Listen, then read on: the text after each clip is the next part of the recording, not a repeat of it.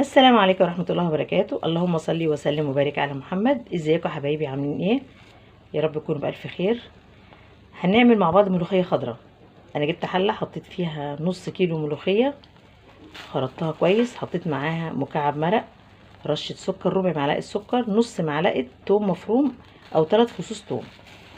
قلبت كده فيهم شوية. ليه عملت الحركة دي؟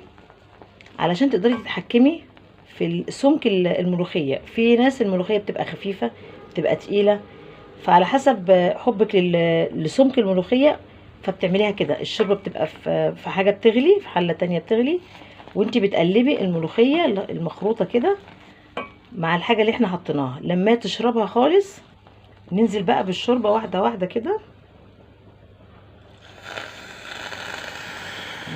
شوربة فراخ، شوفي عايزة سمكها ايه.